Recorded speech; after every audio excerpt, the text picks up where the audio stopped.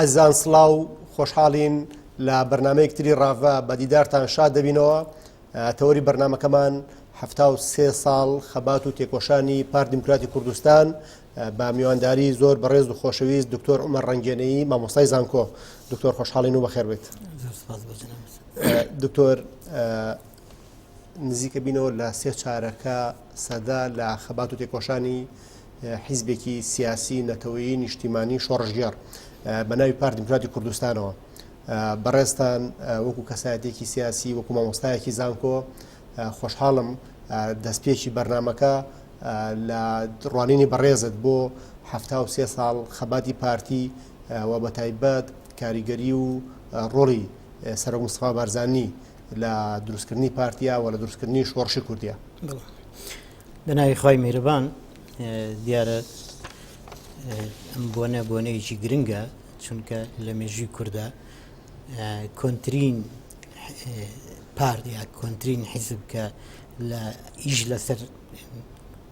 بزافتی نەتەوایەتی بکە پارتی دیموکراتی کوردستانە و کە لە ماوەی 73 ساڵا بە بەردەوامی لەو بزافتە بەردەوام بووە و طبعا هەوراز و نوشێوی زۆریشی بینیوە، بەڵام گرنگ بەردەوامی بوونەوە ئێستا بە بۆچوونی ئەوانی کە لە سیاست شارەزان لە لووتکەدایە. ئێمە گەر بگەڕێنەوە بۆ ئەو سەردەمانە لە ڕاستیدا دروستکردنی پارتی دیموکراتی کوردستان ڕاستە دەڵێن شانزەی ئابە ئەوە کە یەکەم کۆنگرە بووە، بەڵام بۆ پێش لەوە دەگەڕێتەوە. یەکەم شۆڕشی بارزان لە ساڵی 1932-1933 ئەوە بوو لە دەڤەری بارزان کە ڕوویدا و دوایی حکوومەتی پاشایەتی ئەو سەردەمە توانی ئیمکانیاتی شۆڕش بەرامبەر بە لە شەڕێکی نابەرامبەرەیە لە چەند شەڕێکی نابەرامبەرە ئیمکانیاتی شۆڕش نەیتوانی بەردەوام بێت. دوجارەوە بوو بەشێکی زۆر لە سەرکردایەتی بارزانیەکان شێخ ئەحمەد بوو، جەنابی مەلا مستەفا و ئەمانە چەند جارێک گواسترانەوە و دەست بەسەر کران لە شارەکانی وەکو ناسیریە و بەغدا و چەند شوێنێکی تر. دوجار لە بەغداوە بارزانەکان شێخ ئەحمەدی بارزانی و مەلا مستەفای بارزانی لەسەر داوای پێم وایە چەند کەسێکی سلێمانی کە ئێستا ناوەکانم لە یاد نەماوە چوونە لای لە سەردەمی بەکر سەدقیە، چوونە لای بەکر سەدقی هێنانەوە سلێمانی لە ناسریەوە هاینانەوە سلێمانی. ئەمە بۆ بارزانی نەمر دەرفەتێکی زێڕین بوو، چونکە ئێمە دەزانین سلێمانی ئێستاشکە بە پایتەختی ڕۆشنبیری ناو دەبرێ، هەمیشە لە کاتی خۆیان شوێنی بزاوتە نەتەوەیەتەکان و بزاوتە سیاسیەکان بووە. بەڵام ئەو سەردەمانە لەو بزاوتانەیە تۆزێک هینی مارکسیزم بڵێن ڕوتی مارکسیزم بەسەر بزافتەکان ئازاڵ بووە. بارزانی خۆی کە لە هەوڵی دروستکردنی دەوڵەت بووە، لە هەوری ئەوە بووە کە کوردستانێکی سەربەخی وەدیبێنێ، زۆر لەگەڵ ئەوە نەبووە کە ڕوتی مارکسیزم کە ڕوتێکی شمولیە. بۆیە هاتنی بۆ سلێمانی زۆر گرنگ بووە و دەرفەتێکی گەورەی وەرگرتووە. من پێم وانییە شانزەی ئاب دروستکردنی پارتی دیموکراتی کوردستان بێ، بەڵکو دەگەڕێتەوە بۆ ئەو سەردەمەی کە بارزانی لە سلێمانی بووە، ئەو دەرفەتی قۆستۆتەوە لەگەڵ پیاو ماقوڵانی سلێمانی، لەگەڵ کەسانی وەکو شێخ لەتیف ڕەحمەتی، لەگەڵ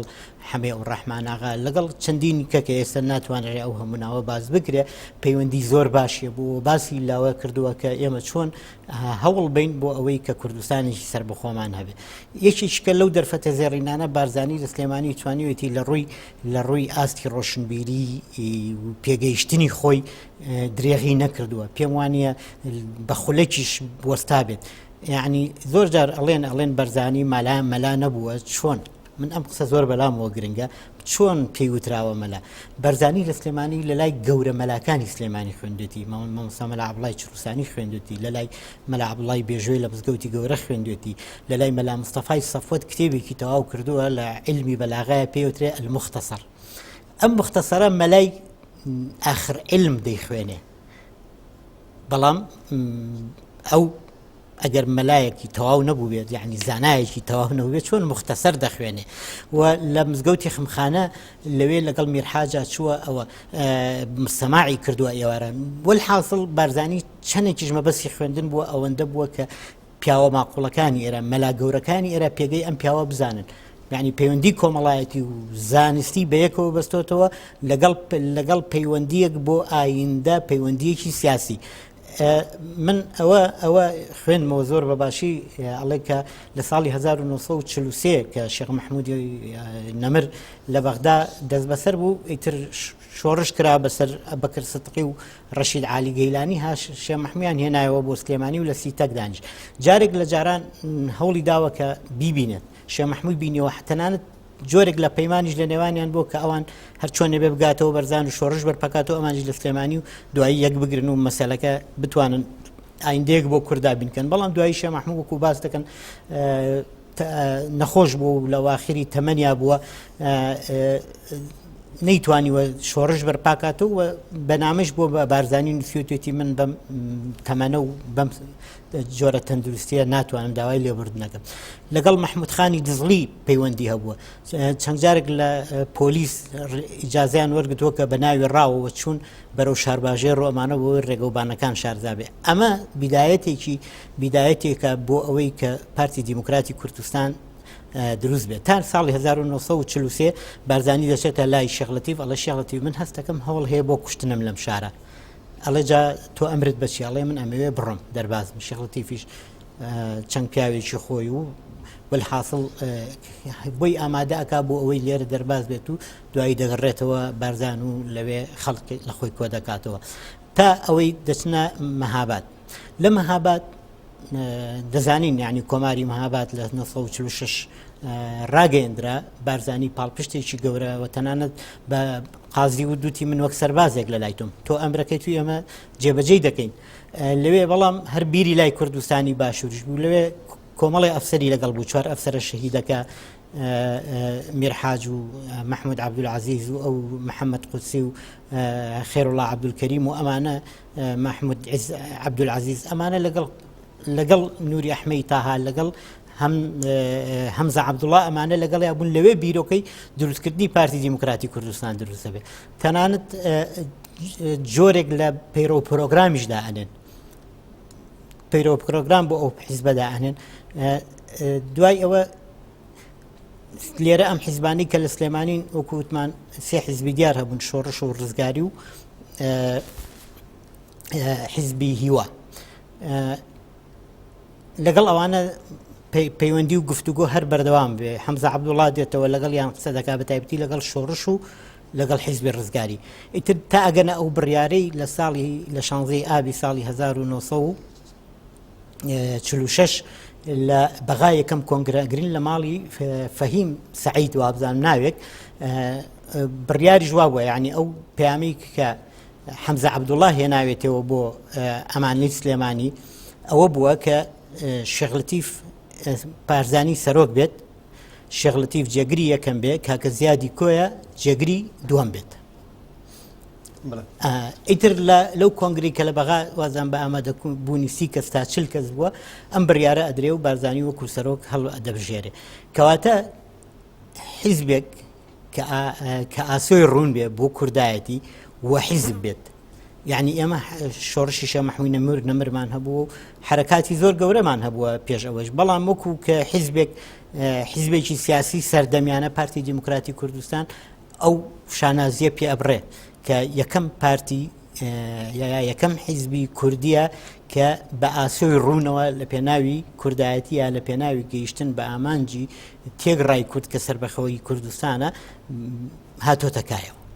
دکتۆر دەستان خۆش بێ بۆ ئەو سەدرە مێژوویە بۆ گەڕانەوەیە 16 ئاب زۆر جار بۆ پێناساکرێ زۆر جار بۆ ناوێنرێت کاڵێن سەرەتایی سەرهەڵدانێکی نیشتیمانی و نەتەوەیی بوو یعنی لە دوای 16 ئاب بۆ لە دوای دروستبوونی پارتی دیموکراتی کوردستانەوە بەو پاشخانەی کە بەڕێزە باسێ کردەوە بە کاریگەری شخصی مستەفا بارزانی و ئەو کۆمەڵە شۆڕژگەڕی دەوری پارتی کۆبوونەوە پارتی مۆدلێکی تازە مۆدلێکی هاوچەرخ مۆدلێکی گشتگیر و کاریگەر بوو لە بزافی ڕزگاری خوازی کوردستانە بنمونە دوای هاتنی پارتی قەزیە کوردی لە عێراقش لە ناوچەکە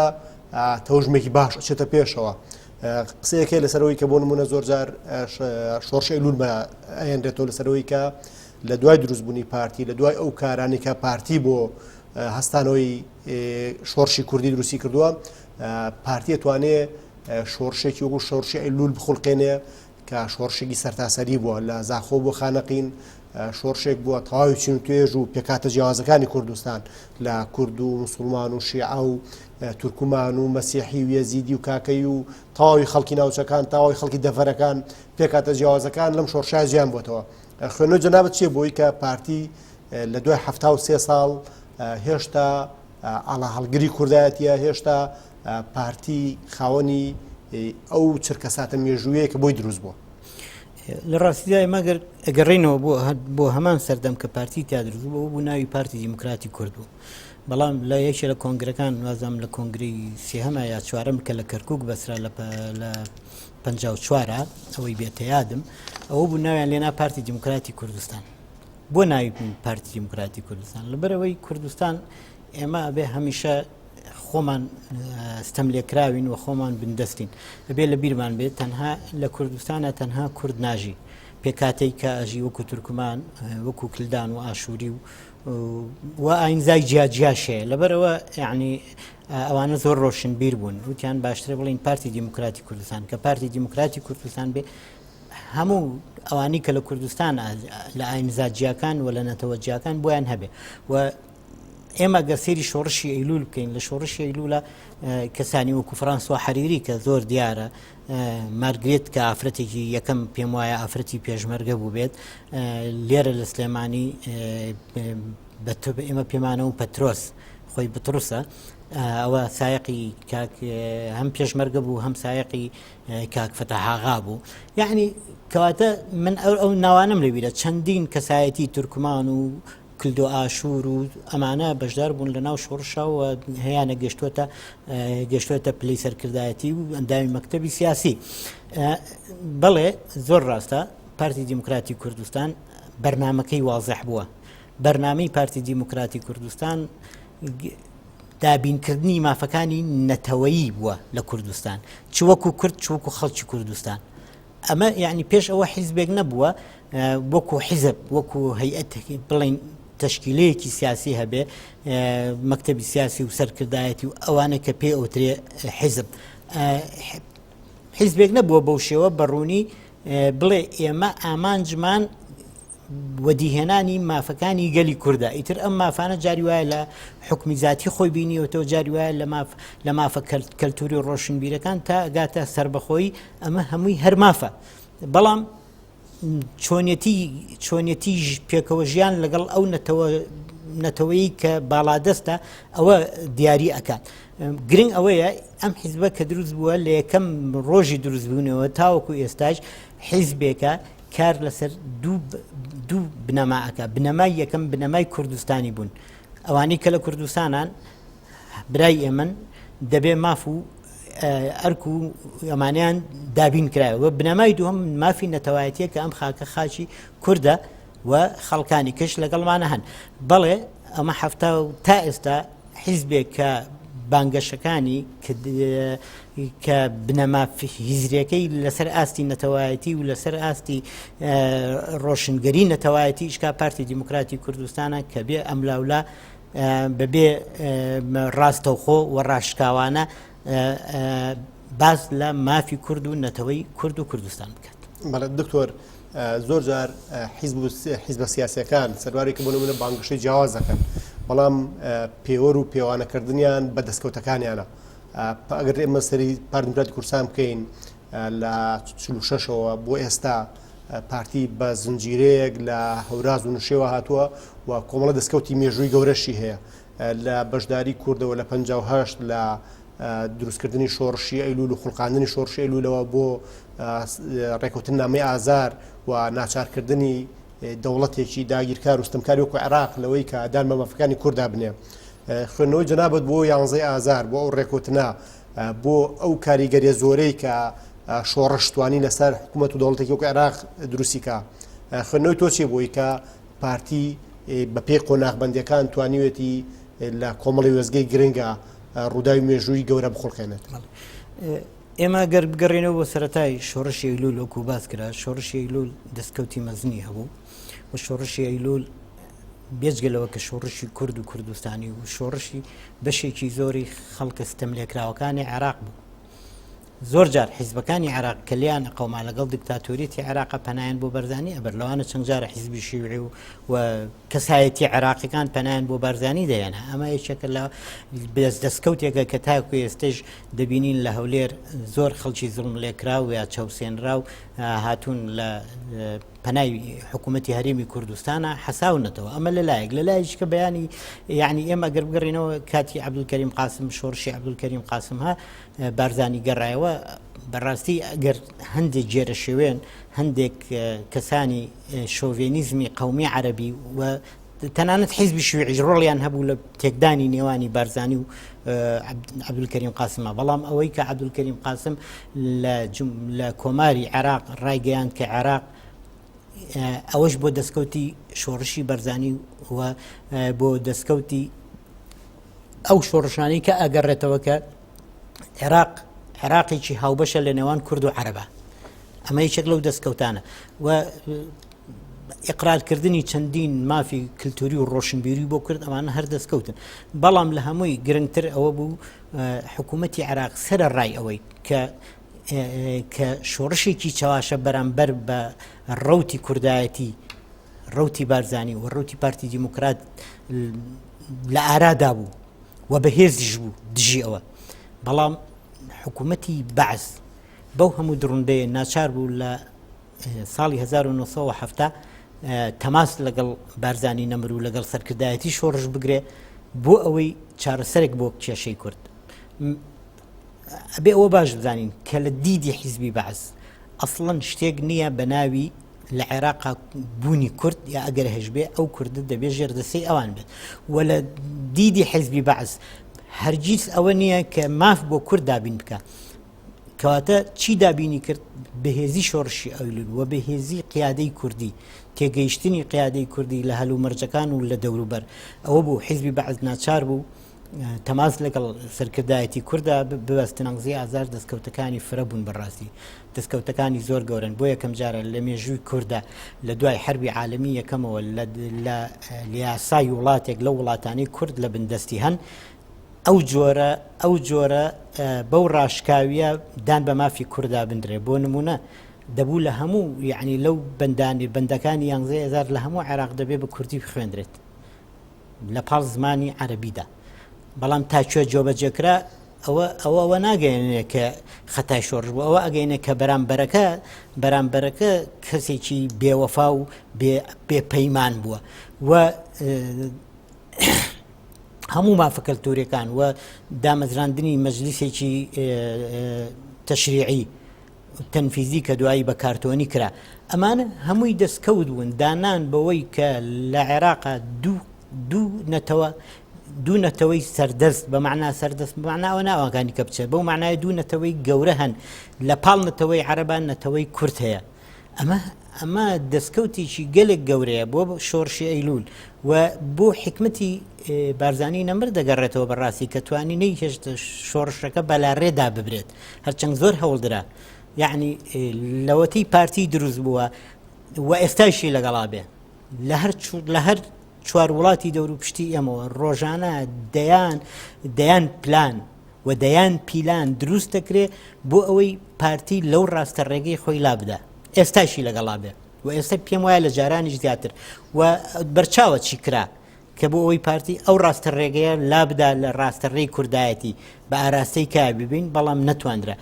بەشێکی ئەمانە بۆ ئەوە ئەگەڕێتەوە سەردەمی خۆی بارزانی نەمربوو ئێستاش نەوەی بارزانی ئەیبەن بەڕێوە هیوادارین ئەو نەوانەیشی لە هەمان ڕێبازی کوردایەتی لا نەدەن و تێگەشتنی زیاتریان هەبێت چونکە تا زەمن بەرەو پێش بڕوا تا دنیا عولەمە فراوانتر هەبێ پێویستی بە تێگەیشتنی زیاترە. دەستخۆش دکتۆریان دکتۆر پێم خۆشار لەو چوارچێوەی دەستکەوتە گەورەکانی پارتیە ئێمە ساڵی 2007 بۆ خۆمان شاهێدی ئەنجامدانی گشتپرسی بۆ سەربەخۆی کوردستان و بەشداری ئەو پرۆسەیە بووین قسەیەک هەیە لەسەر ئەوەی کە ساڵی 1946 میساقێکی نهێنی هەبێت بۆ ئەوەی کە لە پاڵ سیاسەتی ڕسمی پارتیە بەردەوام پارتی ئیلتیزام بۆ بکە کە کار بۆ دەوڵەتی سەربەخۆی کوردستان بکە ئەگەرچی ئەم میساقە ئەم ڕێکەوتنە ئەم پەیڕەوە نهێنیە بەنهێنی بهێڵڕێتەوانێ خوێنەوەی دکتۆر عومەر ڕەنگێنەی چییە بۆی کە پارتی لە ماوەی 73 ساڵی ڕابردووە بەردەوام لەسەر ئەو هێڵا لەسەر ئەو لاینەی کە کار بۆ کوردایەتی و قەزیەی کوردی و بەتایبەتیش پرسی سربەخۆیی ئەوەی کە چۆن کورد لە ڕێگەی ئەم حیزبە سیاسیەوە لە ڕێگەی خەبات و تێکۆشانی مستەفا بارزانی و بارزانیەکانەوە کار بۆ ئەو بکات کە داخڵ بە مێژووی نوێ ببێ داخڵ بە بەو سیستەمە نێو دەوڵەتیە بێ کە خۆی لە چوارچێوەی دەوڵەت هابینێتەوە بەمانایە لە ماناکانی تر سەرهەڵدان و خەباتی پارتی کوردبوونی پارتی تا ئەو شوێنە بڕوات کە کار بۆ دروستکردنی دەوڵەتێکی سربەخۆی کوردی کیانێک کە گزارشت بکە لە تەواوی خەڵکی کوردستان پارتی ینی بەم دنیابینیەوە بەم خەیاڵ و ڕوئیایەوە خەباتی کردووە ئەگەرچی بۆ نمونە لە هەندێک لە قۆناغەکانە داوای مافی کەلتوری کردبێ داوای مافی فەرهەنگی کردبێ داوای حکمی زاتی و فیدراڵی کردبێ بەڵام ئامانج و ئامانجە گەورەکەی پارتی دەوڵەتی سەربەخۆی کوردستان بووە. لە ڕاستیا پێشەوە بینە سەرەوە باسە گرنگ ئەوەیە بزانین ئایا مافی سەربەخۆیی تاوانە؟ سەربەخۆیی هەر گەلێک هەر میلەتێک لە شریعەتی هەموو شریعەتە ئاسمانەکان و شریعەتە ئەرزیەکانە مافێکی سروشتی مرۆڤە کۆمەڵگەیە. ئەم مافە کەس بۆی نییە ئەو مافە لە هیچ میلەتێک لە میلەتەکانی دنیا بسێنێتەوە. بۆیە طبعاً ئەوە مافێکی ڕەوایە لە ئەوەی کە پارتی هەمیشە لە خەمی سەربەخۆی کوردستانە بەڵێ زۆر ڕاستە. ئەگەر پارتی واز لەو خەمە بێنێ ڕم بێ زۆر شتی بۆ بکەن وەکو حیزب بەڵام وەکو نەتەوە نا. ئەوەی کە ئێمە بینیمان لە ڕیفراندۆمی ساڵی 2007 بینیمان چۆن ئەرز و ئاسمانیان لێتەنین. ئەوەیە کە ئەو مافە سروشتیە کە نایانەوێ و ئەوەی کە کرا بەڕاستی ڕاستە دژی گەلی کوردستان و دژی ئایندە چونکە پارتیە بێ بەشێک بێ لە خەمی ئایندەی ئەم میلەتە. بەڵام ئەوە بوو کە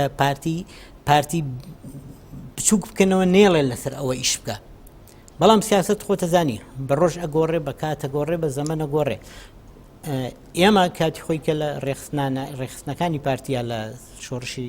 ئەیلولا ئیشمان کردووە بەڕاستی من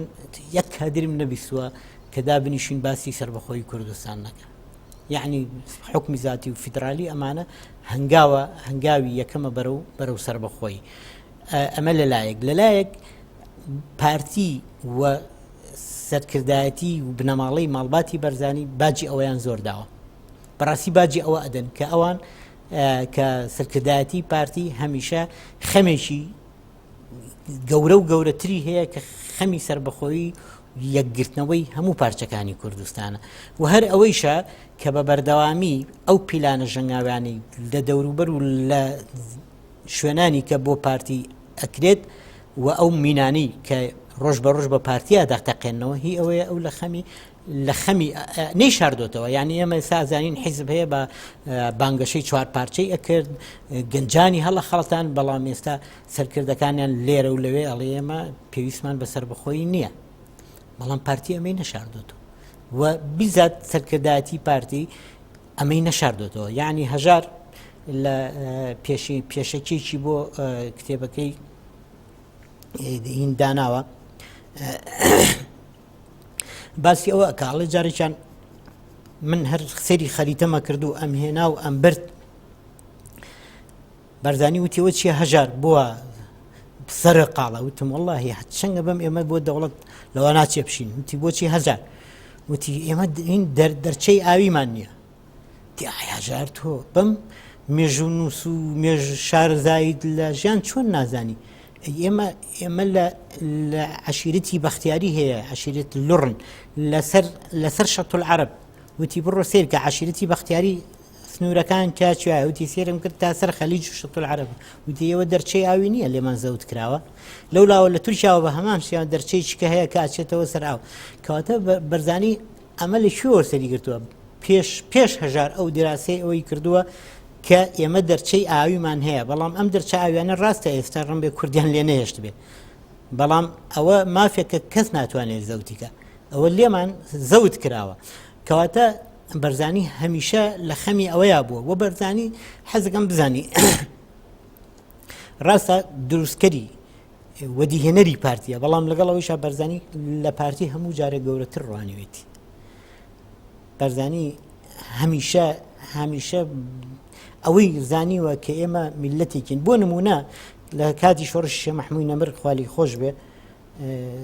بە 500 کەسەوە هاتووە یارم لە وازام لە 1922 هەتا نزیکی ئاغجەلەر و تەقتەق و ئەوانەیش گەیشتووە بەڵام پێشەوەی بگەن ئەوەی من خوێندمەتە چوشی یەک دوو شەڕ و هینیش بوون وازام بریناریشان هەبووە ئەو هێزەی کە لەگەڵ بارزانی وە دەڵێن 500 کەس گرنگ نییە با 100 کەس بێ لەوێوە هاتووە بۆ یارمەتی شێخ مەحموود نەمر بەڵام تا ئەگەن ئینگلیزەکان ناو سلێمانی ئەگرن شۆڕشەکەی شێخ مەحموود کۆتایی بێنن و شێخ مەحموود خۆی بە برینداری دەستگیر دەکرێت یعنی ئەم بیرۆکەیە کۆنە ئەم بیرۆکەیە لە ناخی بارزانی و بارزانیەکانە هەبووە من ئەمە لێرە نامەوێت بە بارزانەکان هەڵم بەڵام مێژوو پیانە هەڵدەڵێ شێخ عەبدولسەلام لە 1914 لە سجنی موسڵ شەهید کراوە پێش ئەو شێخ محەممەدی بەرزانی لە سجنا مردووە نازام لە ئامەد بووە لێشێک لە شوێنەکانی باکوورە ئەمانە کەواتە چەکەرەی سربەخۆیی بوون لە ناو بارزانیەکانە هەبووە و چەکەرەی سربەخۆ بۆ ئەم حیزبە تاوەکو ئێستش کەماوەتەوە بەمزین دوێتیە ئەوەیە هەموو کوردێکی ڕۆشنبیر ژیر تێئەگا ئێمە بەبێ سربەخۆیی ناگەینە بارمان دەردی ئەڵێ ناگاتە هەوار ئەمە مێژووی پارتی دیموکراتی کوردستانە شتی چکە کە تاکید لەسەر ئەوە ئەکاتۆ لێرە حیزبی کاژیک دروست بوو کاتی خۆی کاژیک بەرنامەکەیان بر بۆ لای بەرزانی هەمووی باسی سربەخۆیی بوو کە دایان دەست بەرزانی خوێندیەوە تیجا خۆ منی شەر ئەوەمەیە تی وەرنە ناو پارتی کاکە هەمووتان چیتانوێتان هەموو بوون بە ئەندامی سەرکردایەتی و مەکتەبی سیاسی ئەوە شێخ محەممەدی هەرسینە ئەوە کاک فەتاح ئاغایە ئەوە نووری حەمەعەلیە یعنی زۆرن ناوەکان کۆمەڵێک بوون ئیتر کە بردیان قسەیان کردووتیان ئێمە ئەمەویشتی وتی من شەر ئەوەمەوێت حیزبی کاژوو کە حیزبێکی نەتەوەییە هەموو هاتنە ناو پارتی بۆچی هاتنە ناو پارتی چونکە دەیانزانی پارتی ئیتر خەمی نەتەوەیەتی خەمی سربەخۆیی کوردستانێتی و ئێستاشی لەگەڵ بێ باشترین بەڵگەبەوەی کە پارتی لەوە لای نەداوە ئەو ڕێفراندۆمەیە کە بەشێک لە حیزبەکان گلی ئەکەن و دەیخەنە پاڵ پارتی کە زەرری لە کورداوچی بەڵام من پێم وایە هیچ زەرری لە کورد نایەوە و ئەوەی کە لە کەرکووک و لەو ناوچانە کرا دەمێ بوو پلانی بۆ داڕێژرا بوو هەر باش بوو ئەوەشمان کەوت فریاکەوتین ئەگەر ئەوەشمان نەکردایە ئەو ناوچانە ئەوان بەتر بە بەرتیل بێ بە هەرچی بێ ئەو وڵاتانی لە عێراقا ئەمریکا و چێوچێ لێرە ڕازیان کردبوون کە بێ ئەو ناوچانە بگەڕێتەوە بندەستی حکوومەتی مەرکەزی